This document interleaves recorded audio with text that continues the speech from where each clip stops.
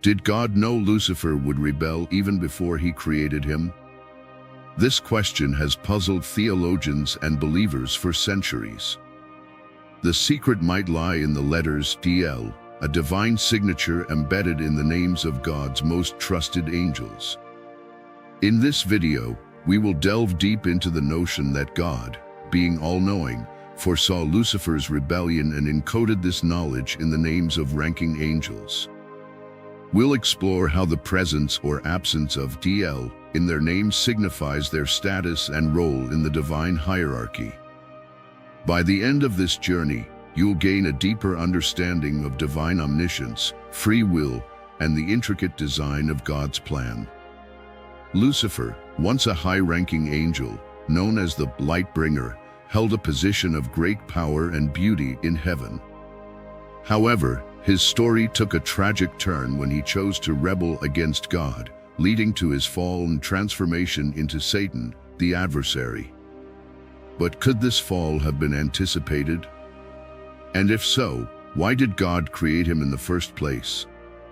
To answer these questions, we must first understand the significance of angels in biblical theology. Angels are messengers of God, beings of immense power and authority, each with a specific role in the divine order. Among these celestial beings, certain names stand out, bearing the suffix El, which means God in Hebrew. This divine signature is no coincidence. It marks those who hold a special place in God's plan. The idea that God is all-knowing is a cornerstone of many religious beliefs.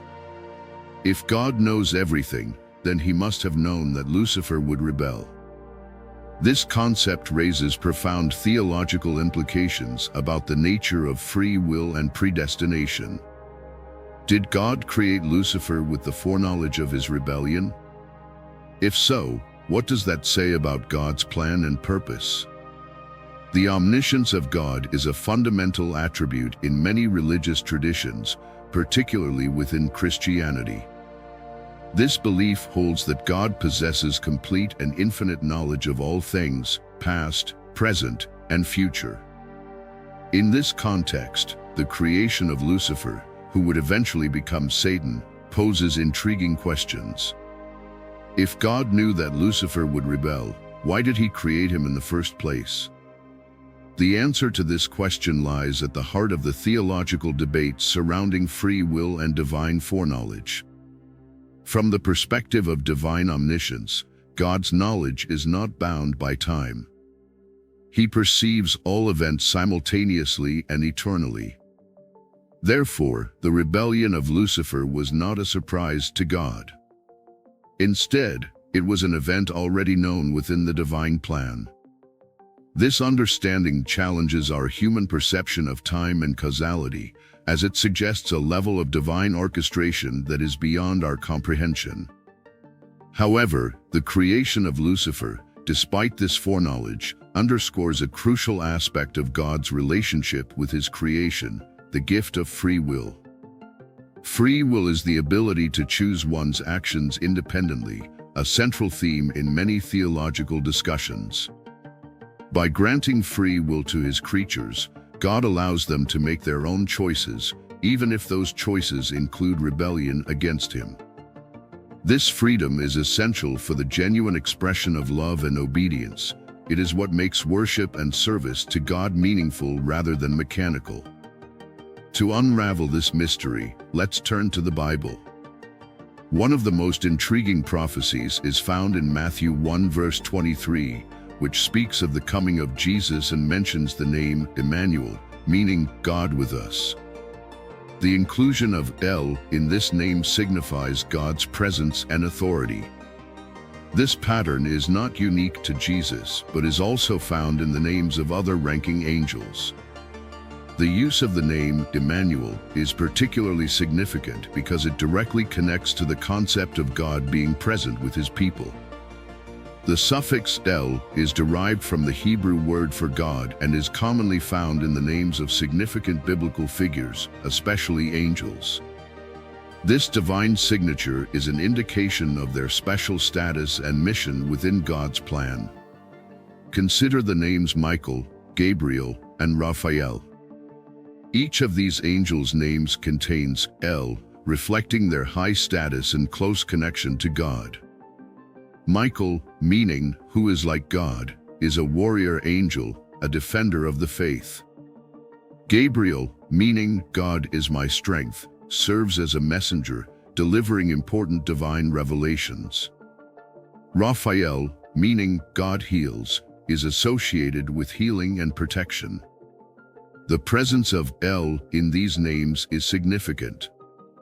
It marks these angels as bearers of God's authority and purpose. Michael's role as a warrior and defender of the divine order is a testament to his close alignment with God's will. Gabriel's function as a messenger underscores the importance of divine communication, and Raphael's healing mission highlights God's compassion and care for his creation.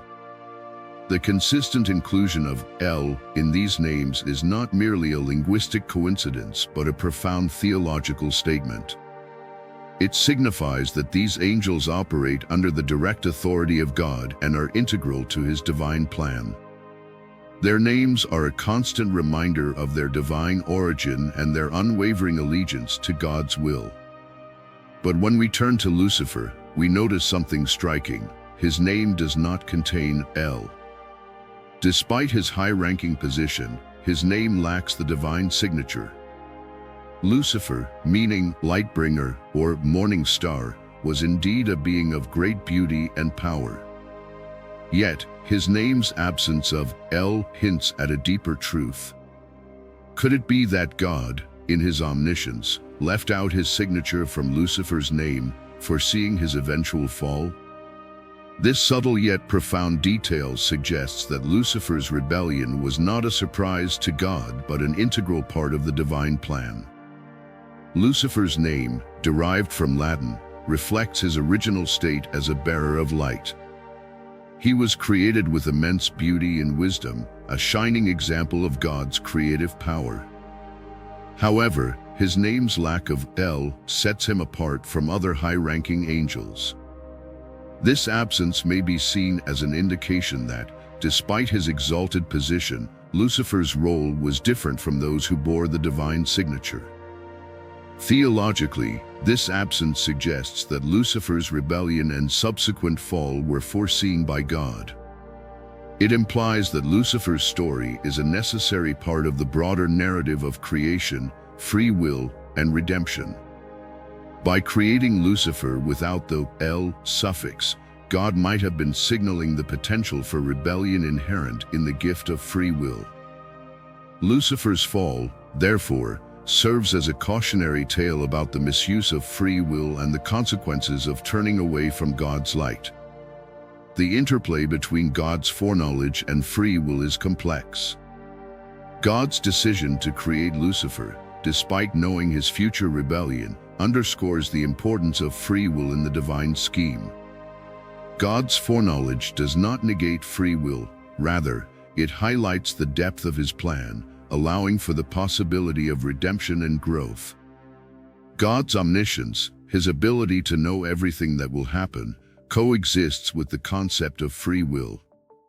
This means that while God knows the future, he does not force his creatures into predetermined paths.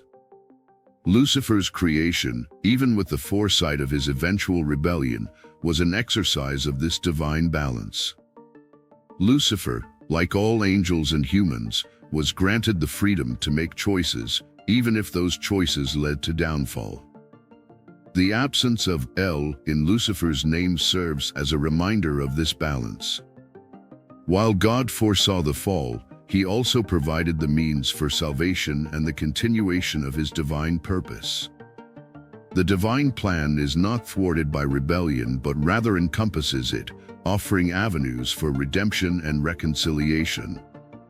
This understanding challenges us to reflect on our own lives and the choices we make, knowing that God's plan encompasses both his foreknowledge and our free will. This divine foresight and the allowance for free will highlight the profound love and respect God has for his creation.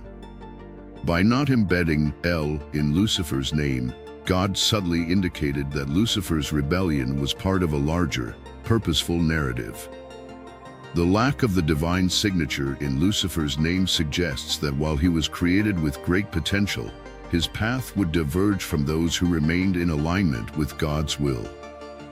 As we contemplate this divine interplay, we are encouraged to consider the significance of our own choices.